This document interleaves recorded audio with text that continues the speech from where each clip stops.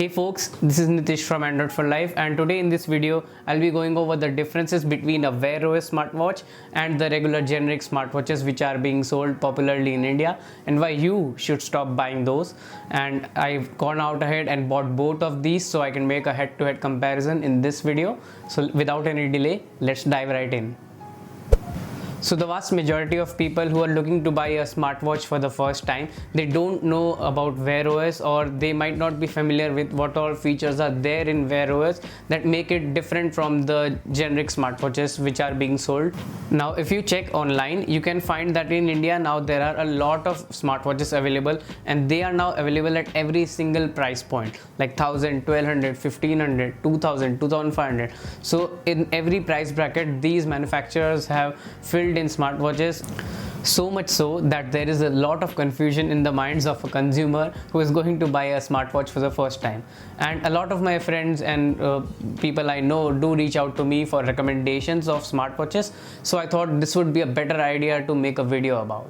Now the reason being why these smartwatches are so cheap and they have so many features packed in for such a small price is that these manufacturers essentially just import them from China and they get it manufactured there, so the cost of manufacturing is cheap. Now they do heavily market the smartwatches, and here in India people only go with the marketing gimmicks. Right now if you go online, you will find that there are a lot of brands now in this smartwatch space. Primarily the dominating ones are the Firebolt, Boat, Noise, Crossbeats, and there are many more like them. So they just push out products every single month with very few iterations and very few feature additions, and they just launch it at the same price point or even a little price bump. See, the problem is that they market these products as smartwatches, but for a watch to be able to work as a smartwatch, it does need to have some extra features than just a regular fitness band, and it should be able to do actions that your phone can perform as well. Like a smartwatch should be able to install apps from a Play Store, type to send messages, and also show real-time navigations and much more. And WearOS is Google's Android operating system for wearables such as smartwatches. So you see, the WearOS is a very standardized operating system, and there are certain features which are present in every single WearOS smartwatch, and the manufacturer adds upon features just as they would on a regular smartphone. Like you get Android plain vanilla, and then Samsung will add their One UI, and some other brand like OnePlus or Oppo will add their own ColorOS. So that is how it works in the WearOS smartwatches as well. Now on the other hand, the generic OS smartwatches have very basic features given by the manufacturer, like step tracking, sleep tracking, and SMS and app notification alerts with very few quick reply options. And many watches nowadays come with the ability to answer calls on the watch as well. And some mid-range ones also have inbuilt GPS. But that's pretty much it. That's where the feature list ends. Now these generic operating system smartwatches cannot have any feature additions or bug fixes because the manufacturer is simply not releasing any over-the-air updates or OTA updates as they call it. So in WearOS smartwatch, that's not the case. Every manufacturer does release WearOS updates and also security patches and bug fixes. Just like you receive updates on your phone, it's the same case here in the WearOS smartwatch.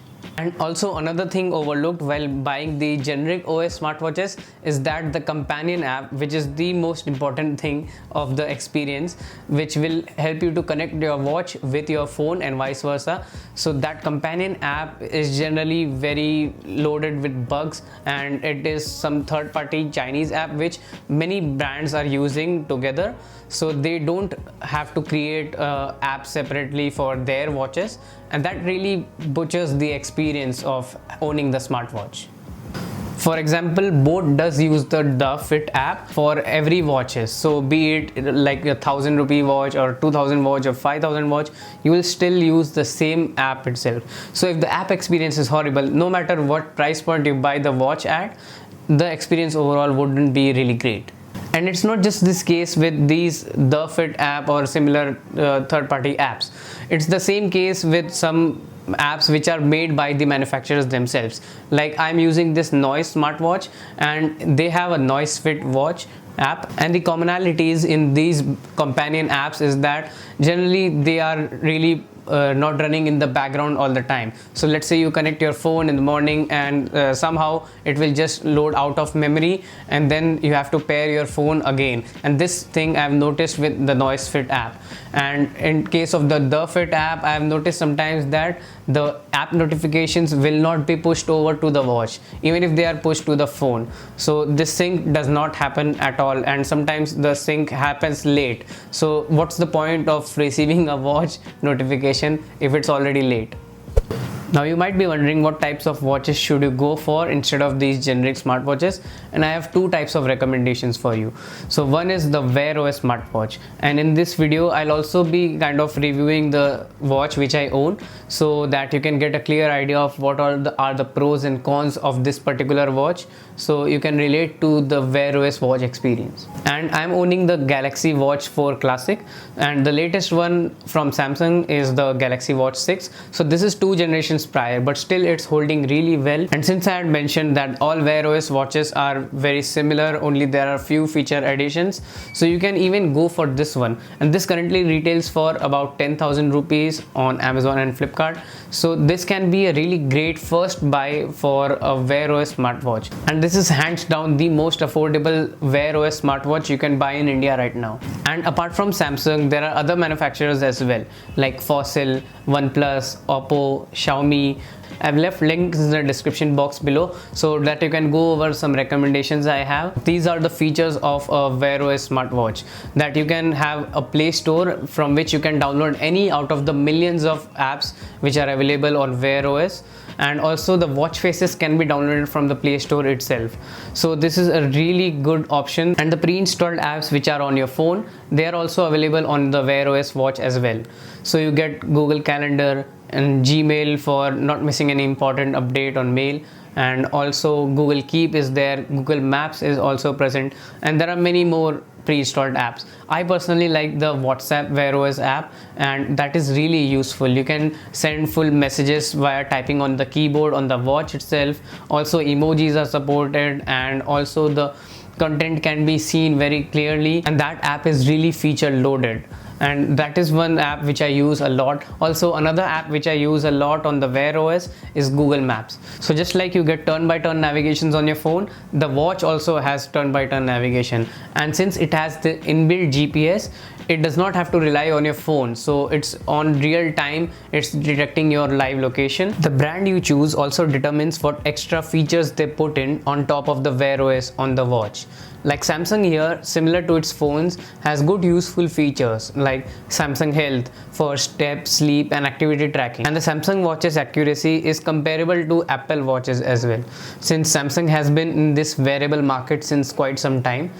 Also, one incredible feature of these Samsung watches is that you can rest your fingers on the buttons and just start the measuring of your body composition, and it will give you an entire analysis of what your BMI is, how much is the total fat percentage in your body, and much more information like this. Apart from that, in a similar fashion of how Apple's ecosystem works, such that if you have an iPhone and if you buy an Apple Watch, things are seamlessly staying in sync, and that's the same case here in a WearOS smartwatch. Now, throughout the couple of months which I've been using this WearOS watch since, I've found the experience really seamless, and there are no such bugs, I would say, or no such improvements that require on the companion app side, neither on the software on the watch. So this is really delightful, and for the price you pay, you do get a really premium experience, I would say. So no matter if you buy a smart band from Samsung or you buy a smartwatch from them,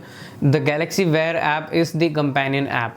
So they have really optimized it really well, such that there are no syncing issues. The only downside I faced using this watch through this entire time is that the battery life is pretty average, I would say. So let's say you start your day with a full charge, and at the end of the day you will be at around 20 or 25% of battery. So every day you have to charge it, since there are a lot of sensors like GPS. Also it's connected over Wi-Fi, and it's synced to your phone all the time. So these are things which drain the battery heavily. So that's the review part of this Samsung Galaxy Watch 4 Classic. Now many of you might say that I don't have the budget for WearOS smartwatch, but I do want a really great smartwatch, and apart from all the generic operating system smartwatches out there. And the smartwatches for you might be from companies like Xiaomi, Redmi, Amazfit, and the a lot of the smartwatch bands. Like from Xiaomi itself you get the Mi Band 6, also from Huawei you get Honor Band, or many other brands from them. And also from Samsung, they have recently launched a really great smart band, which is the Galaxy Fit 3, that retails for 5,000. So these are really great considerations since they use a great companion app. So for Xiaomi, Redmi and Amazfit, they are run by a single company called Huami. So they are making the smartwatches and the Mi Bands, and they are themselves making the companion app, which is called Zepp. So you can go certainly for that option as well, since they do have really accurate tracking. And also the Samsung Galaxy Fit 3, which I recommended, is a great option since that is also having the companion app as Galaxy Wear. So you can also go for that. These watches do the basics really well, and some of them also have the inbuilt GPS, so you may not get the WearOS features, but at least you get the basics well and the accuracy is on point. So folks, that wraps it up for today's video. Make sure to leave a like and comment below your thoughts. Also, all the smartwatches which I've mentioned in this video and my personal recommendations are listed in the description, so make sure to check those out as well, and I'll see you later. Signing off.